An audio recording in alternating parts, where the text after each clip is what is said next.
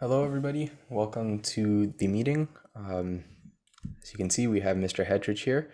We'll get started in just around 2 minutes while we wait for a couple more people to file in. So thank you for joining and hold on.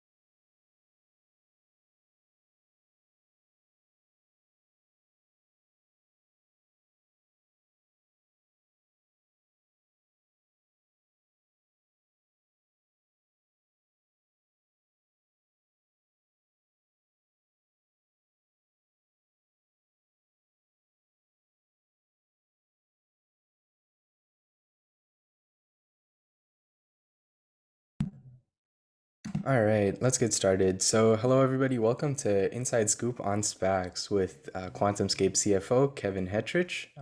As you guys know, this is a StreetFins speaker event. So, let's just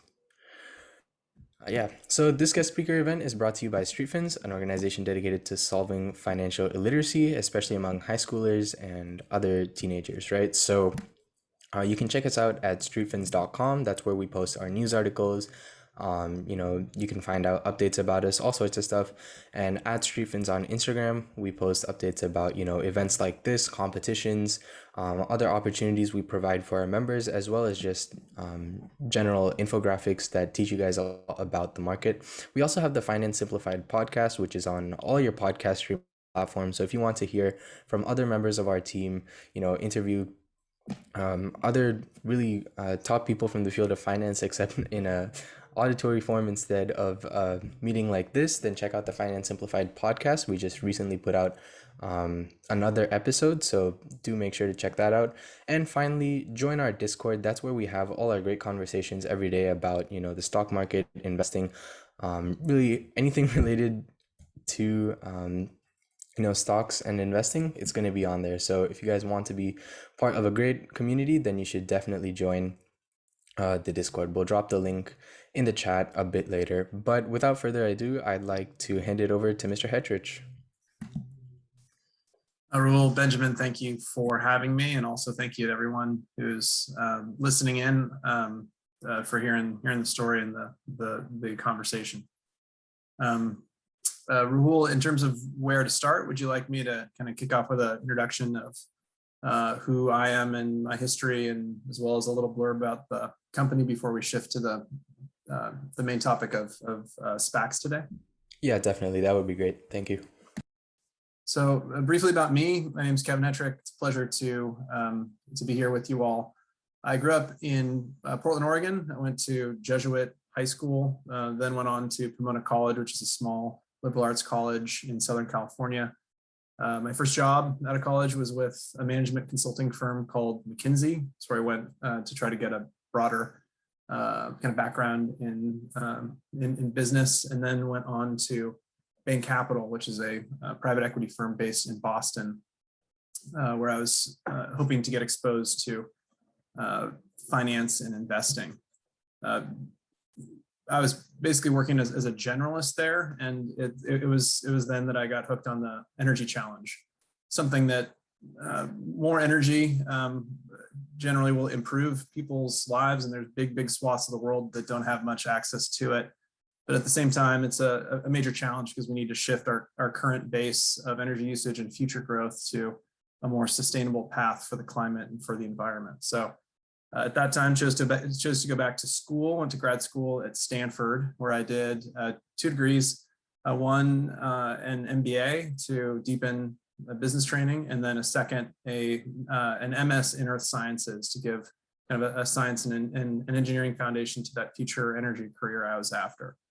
And for the last 10 years, I've been at a company called QuantumScape. I was an early non-founding employee and have worn lots of different hats over the last decade, including product management, finance, operations management, and enterprise systems. And Currently today, I serve as our CFO. And in terms of a little background on QuantumScape, let's see if screen sharing works. So I'll share a couple slides from our IR website. Just give a little bit of context because it'll help some of the SPAC conversation later on make more sense. So there are forward-looking statements in here.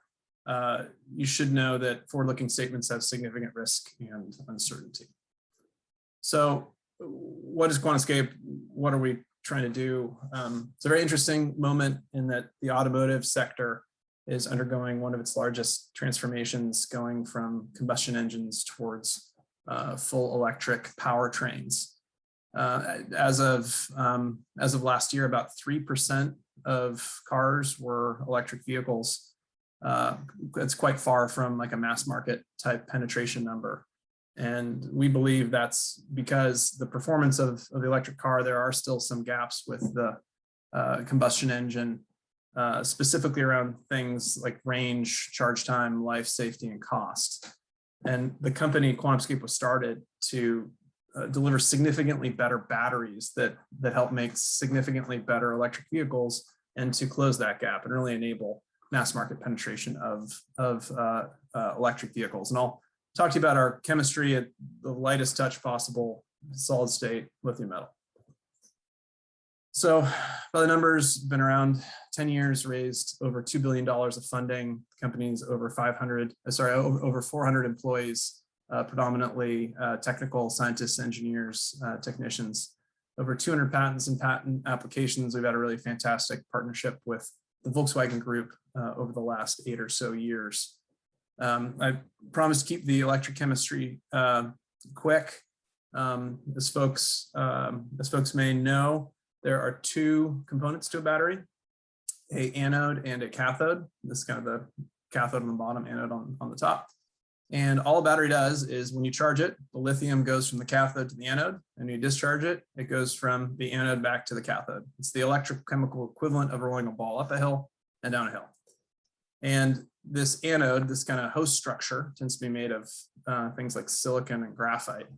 The fact that you need it ends up putting some limitations on a lot of things that you care about for battery performance in terms of the energy density, like how much energy the battery in your cell phone might store, or the battery in your car, how many miles you can drive, how quickly you can charge it, the cost of the battery itself, which is the largest cost in an electric vehicle, its life, its safety. And what we at QuantumScape are working to enable is what's called a solid state lithium metal chemistry. Now, what's interesting is that in this kind of conventional lithium ion diagram on the left, you actually don't need that anode there at all. As manufactured, there's 3 main differences that we're trying to commercialize. One is no anode is manufactured. You actually don't need that host material, and you can see visually the improvement in terms of weight and volume that enables. The second thing is we replace the kind of conventional porous organic separator with a solid state ceramic.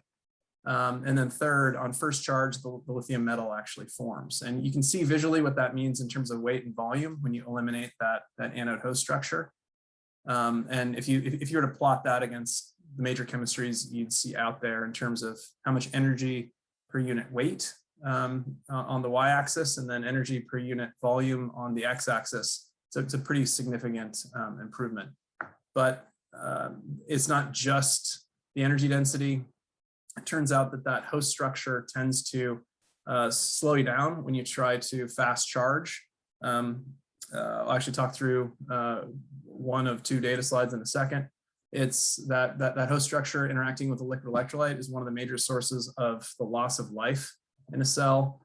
That porous separator that we're seeking to replace, it's an organic component. We're going to replace it with an inorganic component, that's non-flammable and non-combustible. And finally, you get all these benefits by eliminating one of the 2 electrodes. That actually creates a real opportunity to reduce the cost of the cells themselves while you're enabling all these benefits. This is kind of what the solid state material looks like. It's being flexed by a technician. And we're very much in a development stage. We shared data with the public in December on single layer cells, and very recently have shared the results on our first 10 layer cells and some of the initial tests on our recent earnings call. This is what our favorite performance test looks like. You see kind of cycles on the y-axis. You see the amount of energy retained on, the cycles on the x-axis, the amount of energy retained on the y. If your EV can go about 800 cycles, you get about 300 miles per kind of full charge and discharge. Ta-da! Your car just went 240,000 miles. So that's actually where that 800 cycle target comes from, and you need to retain 80% of your energy. The rate of power is a compelling kind of automotive rate, reasonable temperatures, reasonable pressures, and we shared this with the market in December, the first time this chemistry had ever been shown. And actually, to date, no one else has ever shown this type of performance from this very promising chemistry. And we've worked over the last year to make the prototypes kind of larger in scale.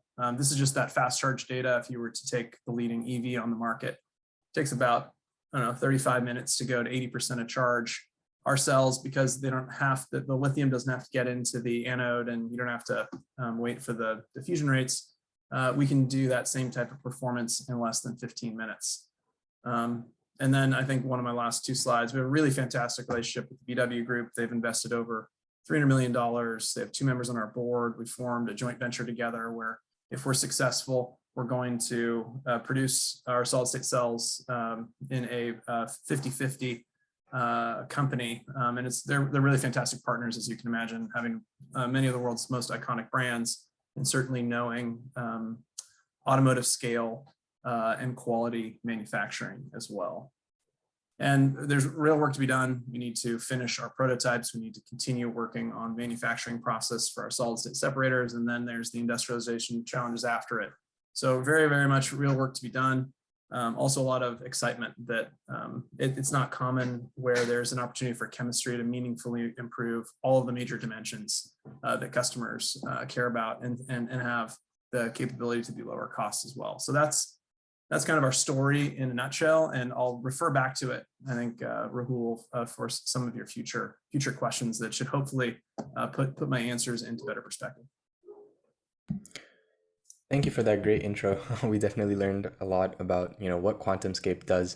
So thank you for stopping the screen share. The first question I had is, you mentioned that QuantumScape went public through a SPAC. So it would be great if you could explain for our members what exactly a SPAC is and how they work.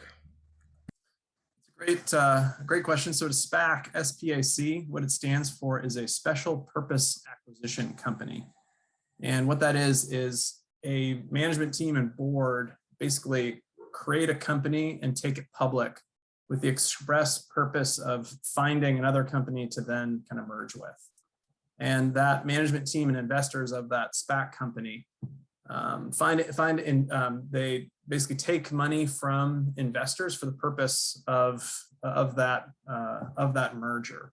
So with the proceeds they raise, they put it in a trust, and then they go off and they work to find a company that kind of fits the criteria that they set out and communicated to investors that they'd look for. Typically, the shares are priced at $10 per share, is just a standard in the space. And in addition to the share, there's often a fraction of a warrant that's included in that share for investors. What a warrant is, it's a right to buy a stock at a point in the future for a predetermined price. So SPAC team is off. And then also the SPAC team is basically compensated by equity as well as warrants that are kind of created for themselves. So there is a dilutive effect, and that's how they get compensated. And then one other element before I get into a little more of the process is they often have a deadline upon which to find a target, commonly 2 years. And if they don't find a company to kind of merge with, they basically give the investors back their money, less expenses plus interest. So the way the process works, so you that team, that SPAC management team and board, they form a company via an IPO, and then they start, and then at that point they can start looking for companies in that kind of space that they told investors they would look. So they're they're approaching target companies, they're performing due diligence, and if promising, and there's kind of a click with a company and a team, they start to negotiate a term sheet for what that kind of combined SPAC plus company would look like. And one of the most important terms is, in exchange for the assets and the cash in the trust, what is the percent ownership that those SPAC investors would have in the newly formed company? At this point in the process, assuming that's all gone well, there's a term sheet signed with the company and the SPAC, and it's all looking promising. Optionally, new investors can be added to the deal at that time in what's called a PIPE investment. So I apologize for all the acronyms here. PIPE stands for a private investment in public equity.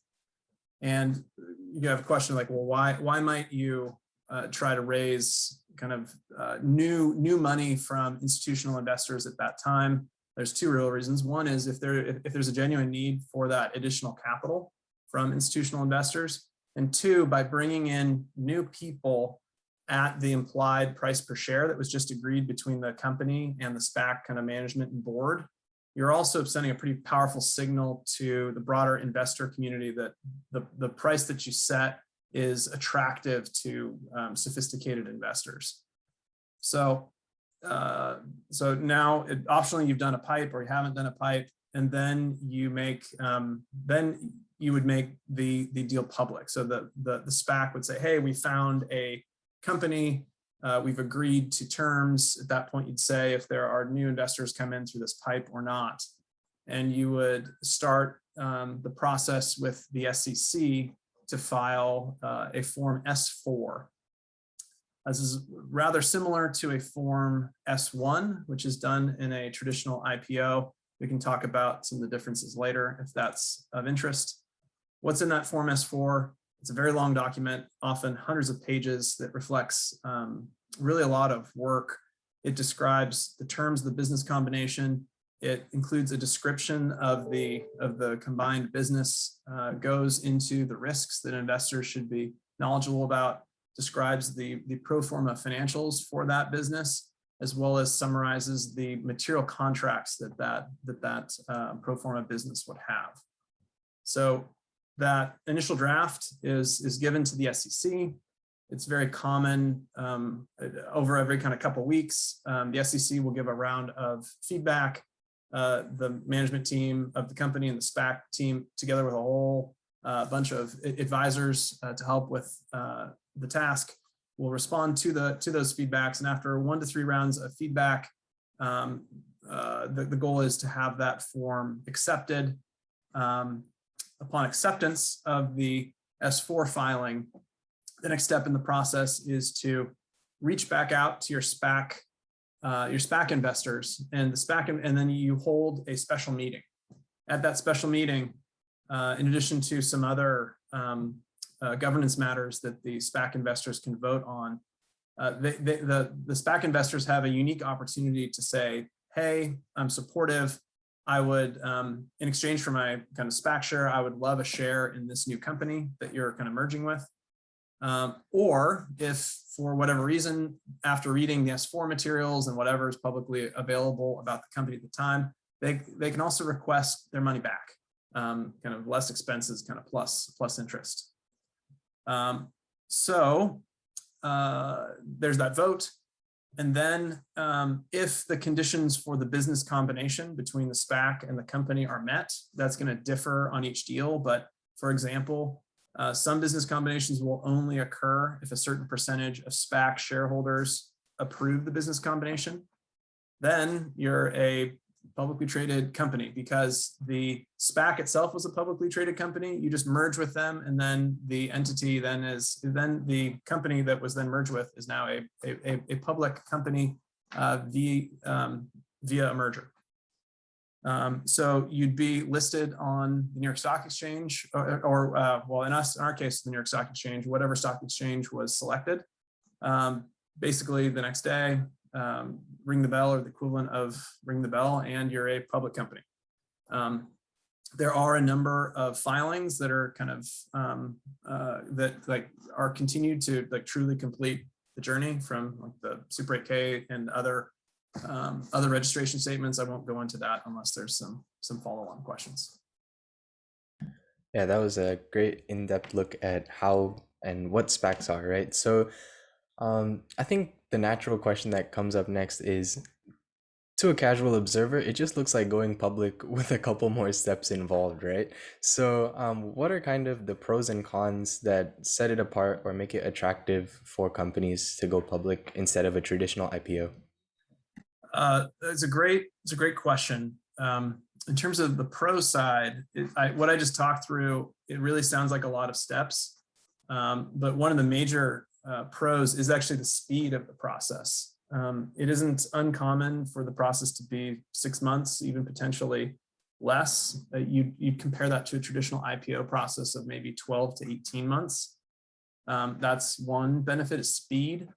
A second is cost. They're predominantly because of the speed, you aren't there, and the length of time with which you're retaining advisors and other professional services firms, it does lead to a lower cost for the company as a mechanism of going public.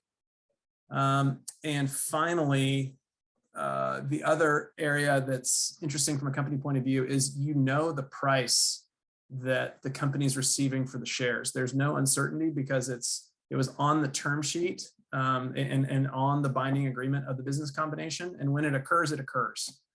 So it actually takes the uncertainty of what the share price will be for which equity is sold for the company. So those are the major pros: speed, cost, and certainty. The other thing that is that's part of the SPAC process is the forward-looking statements that you give to advisors and investors, as for example with your PIPE investors, are made public in that S4 filing. And you, as a matter of principle, you want fair disclosure to the market, and the advisors and investors don't want to be in possession of non-public information, because then they can't trade on it if it's material. So you cleanse them of that by making all those materials public. And that is the benefit of providing investors with additional information with which they can use to help value the company or to make an investment decision. So that ability to provide kind of forward-looking statements in that context is something that can be unique to the SPAC process. So those are really the positives. On the negative side, it is an area where the SEC has been adding scrutiny of filings, disclosures, the accounting, and uncertainty if what are the changes and when they're occurring can add uncertainty to the process for other companies considering to go via a SPAC route as opposed to other routes to become a public company. In addition, I would probably characterize that the SPAC IPO, that the SPAC path is less prestigious than the traditional IPO path with the S1 filing. And then finally, there have been a number of SPAC companies accused of scandal, fraud, and misleading investors. And for some investors, that throws a shadow on the entire group. So considering all of those, positives and negatives, what drove you and QuantumScape to kind of pick the SPAC route instead of a traditional IPO? It's a great, also a very good question.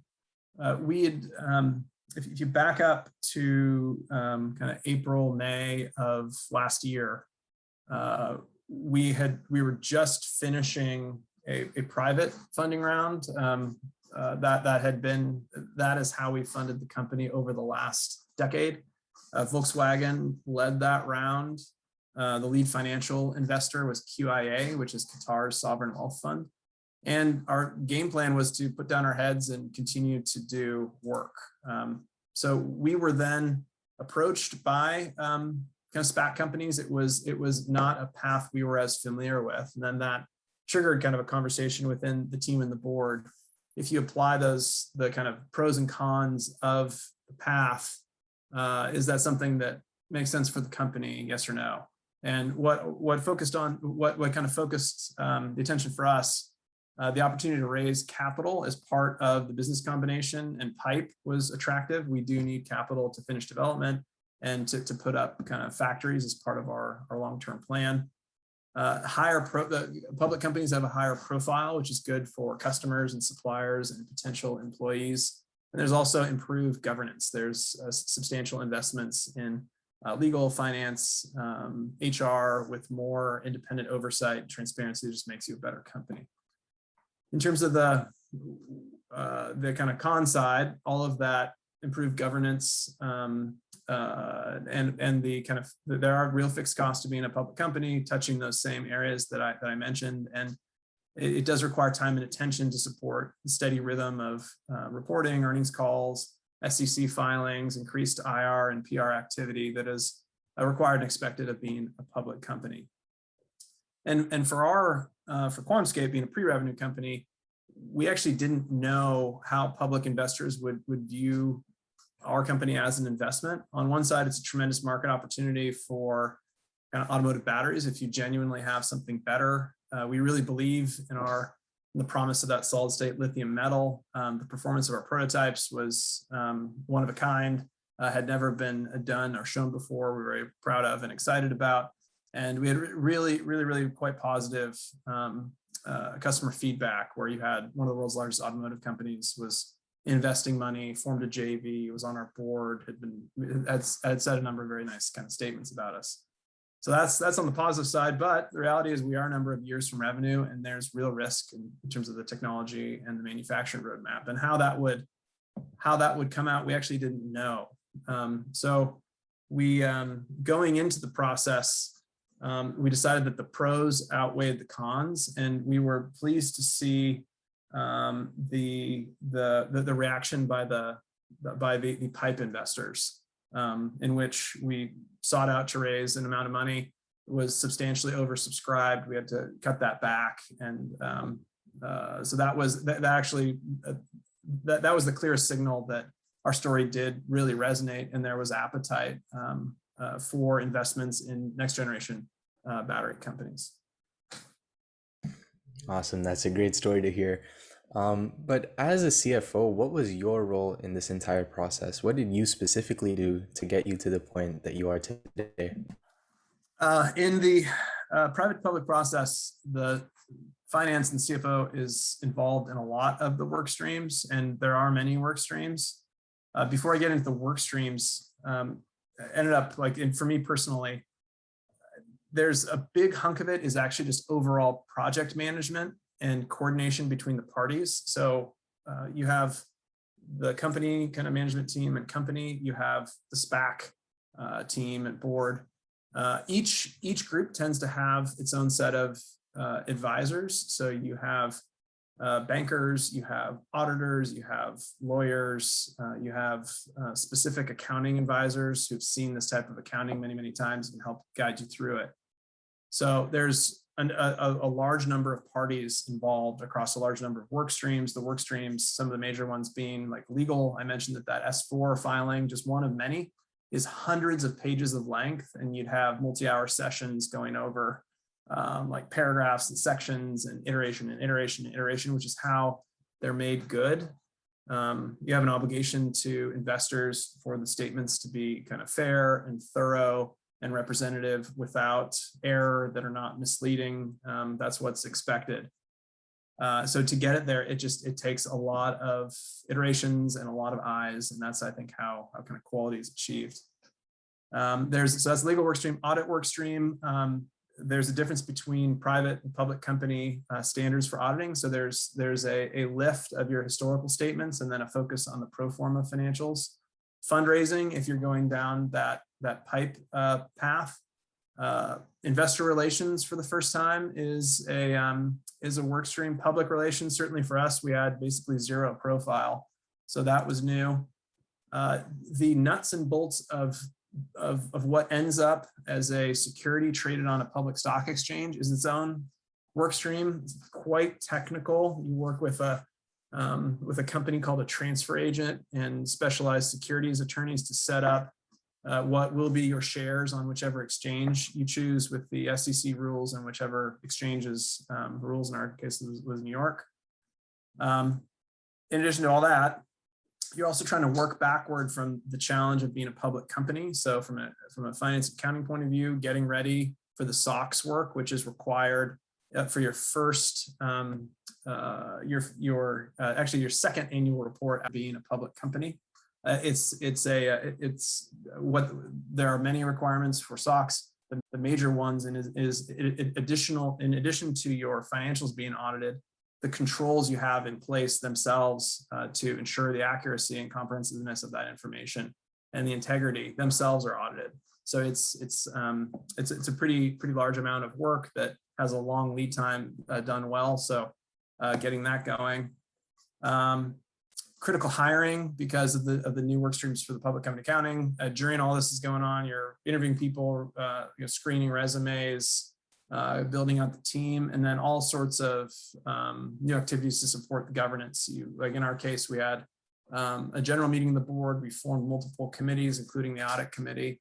And in fact, we actually held a practice audit committee in the midst of the business combination. Like literally, it was a mock exercise using our financials. We took it through our auditors, like we put it together on kind of a timeline, and then actually had a mock presentation to our who would be our head of our audit committee, just to dry run the process, work out the kinks, form a template we could then use, and just make sure that we're working well with the head of our audit committee. So it's a amazing amount of work. I'm sure people have like there's probably rumors just how much work it is to take a company public, and all these things, like each of the individual work streams is a lot. It's just when you start piling them up, that like multi-100-page SEC type document. Like I was particularly active in the financial statement preparation, the management discussion and analysis, the description of the business, reviewing the risks. The PIPE fundraising, that was just 3 weeks of wall-to-wall meetings every day with my CEO and I, like putting up the IR website and the PR presence, making choices about the frequency and medium with which you communicate with investors. Everything I just described is in addition to your day job that you're kind of doing before. So it's intense, and the CFOs commonly, and I wouldn't be a diversion from that, certainly are kind of involved in many of those work streams. Sounds super busy. So busy, yes. So it's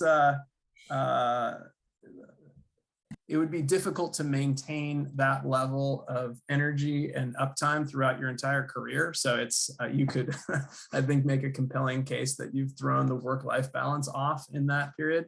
Like, however, it is also like professionally, like really interesting to see all those pieces and have a high percentage of what you touch be like so exciting and so important. So that's the silver lining in that period of intensity. yeah, definitely. The next question we had is, in your experience, maybe you guys didn't have, this situation occur, but is there anything that would make a company go with one SPAC over another, or are they all kind of the same? So in our case, I can tell you what we focused on. I think this is not an uncommon answer. There are 3 things kind of stood out. So one is the SPAC, when in the process of going public and raising funds from investors, they usually state out the type of company or the investment thesis by which the team's going to kind of go look for and target companies. Certainly fitting squarely in that investment thesis is a good place to start.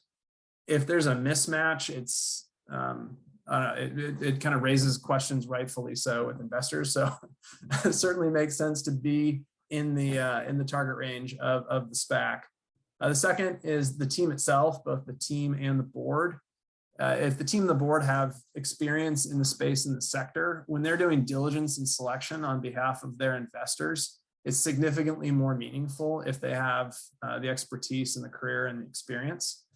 And they, like, either formally or informally, like it isn't uncommon to kind of add members to the board or to add members to the team, but formally or informally, that management team and kind of board kind of stays within the orbit of the company and can be additive in terms of the network that's brought to bear. And then the other point I'd raise is that there's also such a thing as the right size of SPAC, with size describing the amount of trust assets. So if you were to compare from a company point of view, the cost of a dollar raised from a SPAC trust versus the cost of the cost of a dollar raised from a PIPE investor, that SPAC dollar comes with it what I refer to as the promote, which is the payment to the SPAC managers and the SPAC kind of board, as well as the dilutions from those kind of fractions of warrants that come from every share. So from a company point of view, it's desirable if you've identified the amount of capital that you need, having as high of a percentage of it come from the PIPE as opposed to the SPAC is a desirable outcome to minimize dilution. So those are, I think, the three things that we've focused on: fit with the approach of the SPAC, the quality of the team and the board, and then the right size of trust. So, if you go back a couple of years, most people would have never heard of a SPAC, but now you're seeing so many companies, going public by SPAC, and, so many people are starting SPACs of their own. So, what do you think has been behind this recent boom in SPACs? Well, I guess Rahul, for full candor, I would have been in the camp of someone who hadn't heard of SPAC. So part of the question is difficult and might be a better investment banker kind of question who can talk about the longer term arc of capital markets and kind of set this into history. The one thing I can talk to is the benefit of some momentum in the space. When you have kind of larger, high value, greater name recognition companies choosing the SPAC kind of path, it does add kind of credibility and visibility to the space. And when you're bringing those kind of higher value, higher name recognition type companies through the path, it's going to pull in investor interests. You're going to see the service firms that support kind of private to public, if they're lawyers or accountants or bankers, are going to start supporting it, becoming more familiar with it, as well as kind of press coverage to continue to walk up the visibility. And there's a bit of there's some kind of positive reinforcement mechanism that's at play there. So I think that certainly has been I think you've seen play out over the last 12 to 18 months. Yeah, and continuing to talk about this recent boom, do you think that it's here to stay, or is it just a short-term thing that's going to fade out eventually and we'll go back to mostly IPOs? It's another great question. Those kind of crystal ball ones are tricky. Like from our experience, the thing I can talk to is some of the pain points that have emerged with that kind of rapid pace and number that you've highlighted, both from the number of SPACs and the business combinations that have kind of followed on the other side. So one is just a shortage of those kind of personnel that I mentioned, especially on the finance and legal side. It's I get regularly pinged for like, hey, do you know a great person for this, this, and this? And I ran out of those people to refer quite a long time ago. And it's the people that really enable this whole process to work and be done well. So that's just the shortage of kind of good finance and legal personnel. Similarly, the bandwidth of professional services firms like audit, legal banking, I know of examples where these firms are just turning down work. Their people are burnt out. So like there are real bandwidth limitations, at least in the short term. And then also on that kind of volume side of the spectrum, I have heard feedback from some investors that it's just on the sell side who do kind of research on companies, they're spread thin. On the buy side, for the investors who are looking to kind of purchase securities, there's just so many things to do diligence on that there's also some kind of fatigue, and it's been making the difficulty in raising those pipe offerings even harder that I described. So I think if you put all those together, just some of the bandwidth and professional services and some of the investors kind of being spread thin, that's probably leading to some slowing of some activity. But then long term, I put it back to that crystal ball discussion. It's difficult to predict, and probably one of the unknowns is just what changes, if any, the SEC makes or doesn't make to the process.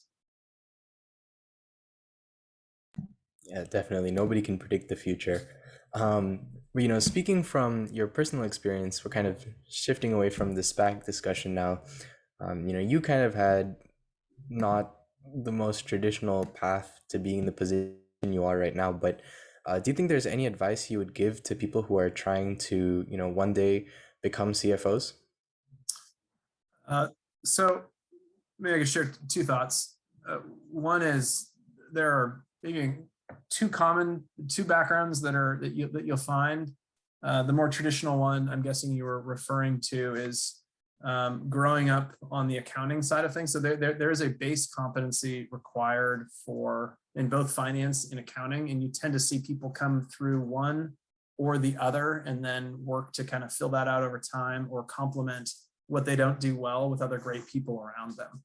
So one route through the accounting side, either coming from an audit firm or working with the accounting group at a company, is kind of maybe the most traditional route. The other one that maybe less common but is kind of growing is more of a finance background, if that either comes from kind of consulting or working as in finance or in as part of an investing company. And as I mentioned before, you just need to learn the skills that you haven't been brought up with, and then be self-aware of what you're good at and not, and just make sure that from the point of view of the team, you have all your bases covered. So that's maybe point one. And then point two is, I think, a very general, maybe a general piece of advice, not specific to kind of a career as a CFO, though it could apply, but it's a piece of advice that I got that I found valuable when I was trying to think about what I wanted to do. And that is to reach out to alumni from your high school or future college or future employer. And if it's important to you to kind of help think through what career is the best kind of potential fit for this next chapter of your life, and how the first steps would kind of look if you wanted to go down that. I'd encourage to ask for like a call or a breakfast and a coffee. You know, have a conversation about what a day in the life actually looks like. You can ask about, like, candidly, what's your favorite and least favorite parts of the work? What was the path you took to kind of get there? So this is something, this is kind of piece of advice I didn't run into until grad school, and multiple times in my history before that, I had this, oh geez, what do I do next type moments, but this would have been helpful even earlier. And the reason I didn't do it earlier was because I was concerned that, okay, I'm a student, this person I'm reaching out to is probably busy. I don't want to be bothersome to someone who's busy. But what I guess I didn't appreciate is that each of those people who kind of I was reaching out to probably got a lot of help and guidance and mentorship along the way, like I certainly did. And at least the way I think about it, and I think many people think about it, is there's a desire to want to pay that back into the community.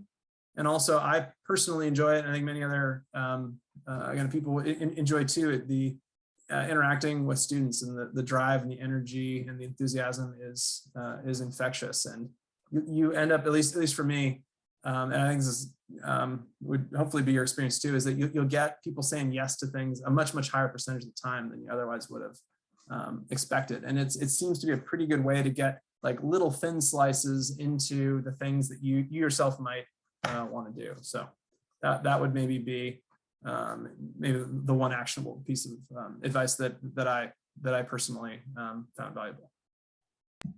Thank you for the great advice.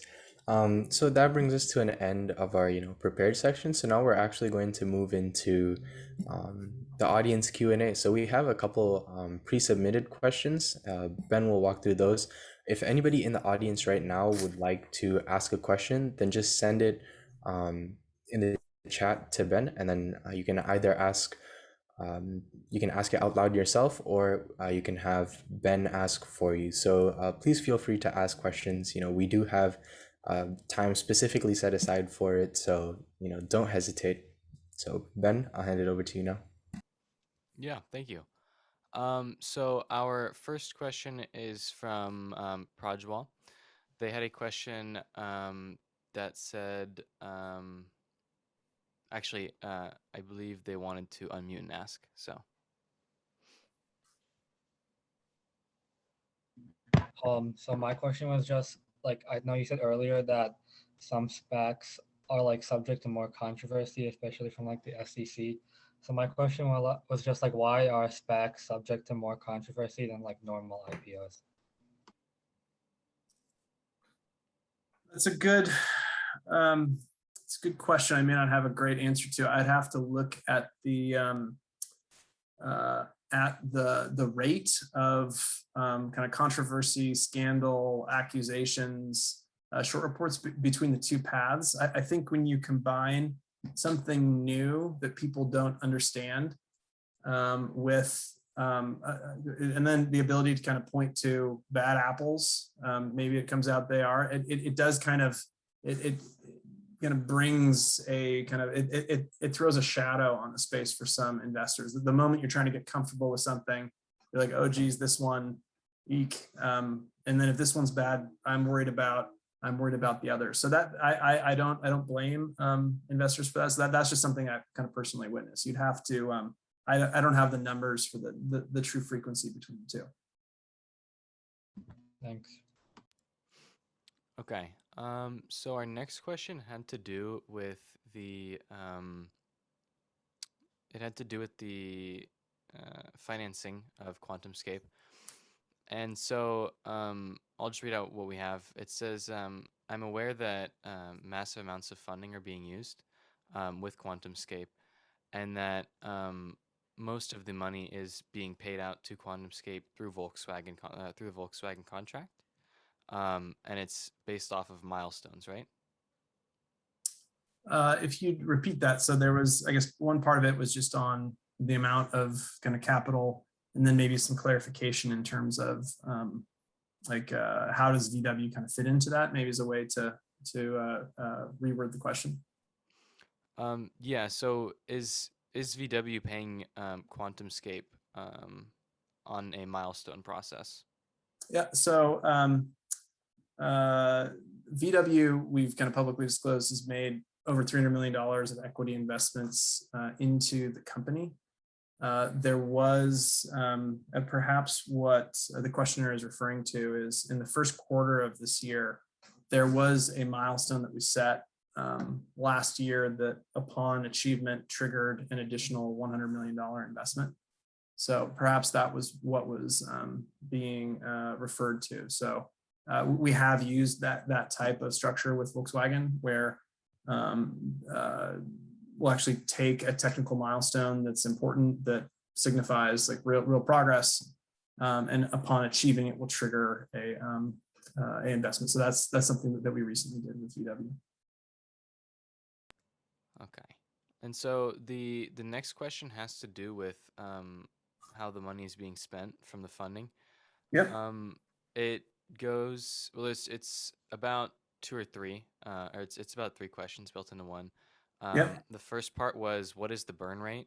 The second Yep. is, how long will the cash last? And then the third is, how much is left over, if you can disclose that, and is that being used to finance the factory, the new factory? So the first part was kind of what's the burn rate today or this year, for example. The second question is how long does that last? And then the third is included in how long does it last? Are you kind of funding factories out of it? Yeah. Okay. So kind of think of the burn rate in two pieces. One is what we're spending on kind of cash OpEx, and the second is capital expenditures. So we gave guidance to the market that on that first piece between 130 million and 160 million for that cash OpEx piece. For the CapEx piece, we've told the market that that's going to exceed 160 million. We exited the last quarter with over $1.5 billion in terms of cash and marketable securities, and also told the investors that we would exit the year with over $1.3 billion, having kind of spent money on both of those categories during the year. And in terms of how long the money will last, that's forecast to finish development, fund the first factory with Volkswagen, that 1 GWh initial factory, as well as to start production, as well as to contribute capital to the subsequent 20 GWh expansion, which I think hopefully also answers that third question, that yes, the funding on our balance sheet now, we believe, does get us all the way to production, including funding and startup of that first 1 GWh facility. Okay. The next one has to do with EVs. How do you see the space with EVs and QuantumScape's batteries evolving? For us, the space kind of looks like infinitely large. It's been pretty amazing, the number of leading automotive manufacturers kind of putting timestamps on when they're going to phase out combustion engines. Like major geographies and countries have done the same thing. So it really does, there's an incredible amount of kind of momentum behind electrification. And from the point of view of a cell manufacturer, we've talked about with Volkswagen, a 1 GWh facility and a 20 GWh facility. Those are really make a lot of cells, but it's 21 GWh is only equivalent of just over 200,000 vehicles. Like a Volkswagen might sell 9 million, 10 million. So that's just teeny, tiny. Like what we need aren't gigafactories, they're terafactories, and lots of them. So it's under the success path, like it's just the opportunity and need to build out again, next generation battery facilities really does feel like basically infinite. There aren't a lot of emerging markets that can credibly say that there's the potential to be in the hundreds of billions of dollars per year. Automotive battery cells that kind of meet the core requirements that close the gap with combustion engines, we pretty passionately believe is one of those. So I was wondering, do you think that eventually lithium batteries will end up being phased out for solid state batteries? It's given for any of these transitional changes, you have to, like, first there is real work to do to finish the development, improvements to the processes, and then the industrialization. So that's not without risk. And even under the success case in each, it takes money, it takes time to kind of build out these facilities and to build out enough facilities. So I think this trend is going to be measured in many years, and even in the small number of decades before you get to like high, like very high kind of penetrations of electric vehicles. So it's like maybe that's kind of one piece as a kind of a background comment. I wouldn't. What we're trying to commercialize is significantly better on all dimensions. So we think it would be the dominant chemistry. I wouldn't, not knowing all of the applications of all of kind of the corners and trade-offs of applications, it might be a strong statement to say that it's always kind of better and superior. I guess what's like we're trying to build something that's significantly better, and then as it gets up like for us, just the supply demand mismatch. If we're successful, we just feel like we're going to have kind of overrun with demand for decades, and the thought of like, can you get it into every last corner isn't on our kind of radar, real thought pattern. Okay, and then we have one last question that's been submitted. Samarth was asking about how has your experience at engineering school helped you with your job today? It's a great question. So at Stanford, did the MBA, the MS in Earth Sciences. I'd say there's probably two benefits. So for me, I went to Pomona Liberal Arts College. So I'd actually done some chemistry while in kind of high school and then in college, but I didn't feel like I had a real kind of foundation. So through that MS, which I believe was 45 kind of credits, I was able to take them across a number of the schools of engineering. And that just the ability to speak the language, to get the kind of core concepts, at least I could start a conversation with members of our technical team and have at least enough of it to kind of start to climb the hill towards kind of understanding with them. So that was certainly one part. Actually, I'll add a third part. Second, certainly a great training in humility. I remember like 8 to 10 hour problem sets in electrical engineering on weekend days that were very, very humbling. But then the third area was actually some confidence building that I could take, like that with kind of time and effort, I guess like anything else, these kind of concepts will kind of yield, and like with enough time, you will kind of get familiar with them, and they are very approachable. And that was that confidence building that I could engage on kind of more technical kind of subjects that was actually pretty critical to take the leap into a relatively technical company. Like at the end of the day, where it's material science and electrochemistry with like really a lot of risk. So that was just part of it was confidence to kind of take a leap that I could perform in the role and do something that was kind of valuable to the company. But then also it was a kind of confidence to engage with like peers on those kind of technical matters as well. So, do you have any background in CS? Because my cousin did engineering in CS in university in the Netherlands, and now he's getting his MBA at Columbia, going from an analyst to an associate at McKinsey.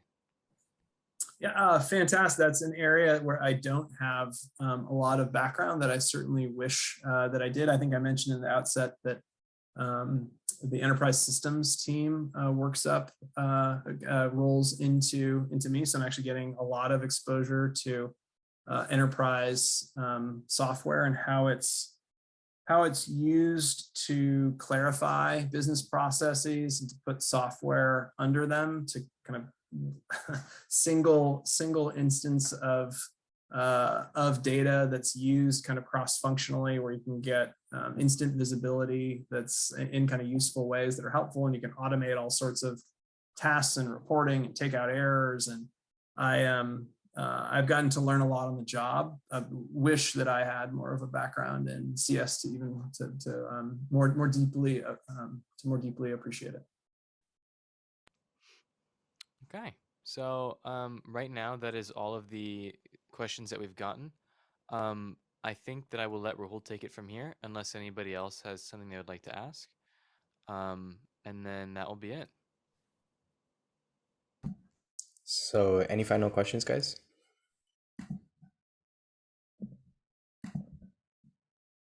Oh, okay. I actually got one in the chat. So this person was asking, do you think that there are any applications for the technology beyond just cars, or, is it limited to just this one use case? It's a great question. If you're developing energy storage that is lighter, smaller, faster charging, safer, longer lived, and can be made less expensively,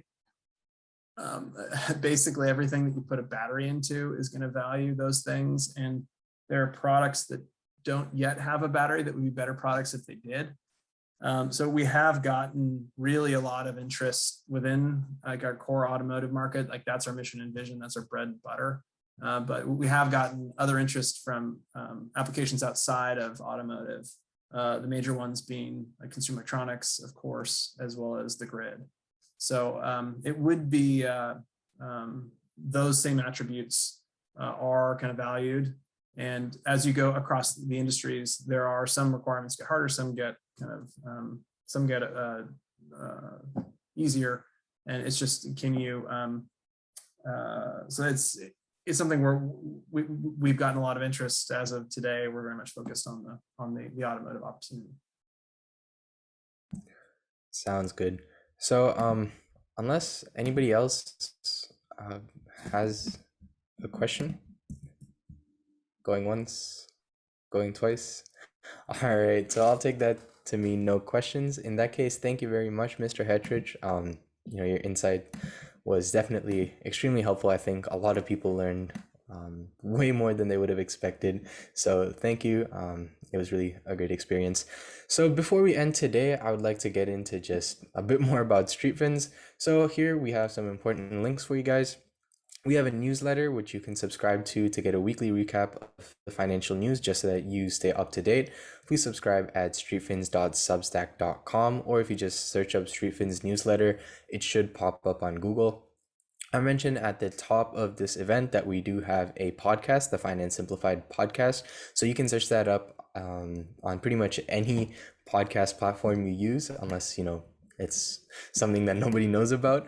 But, if it's any of the main ones, so Apple, Google, Spotify, I don't know, pretty much any podcast service, it should be on there. So please do check us out. We also have a bunch of people working very hard every day to put out articles. So basically, we take all the financial news that you would see on any other source, and we turn it into a simplified version that everybody can understand, right? It won't have all the heavy jargon.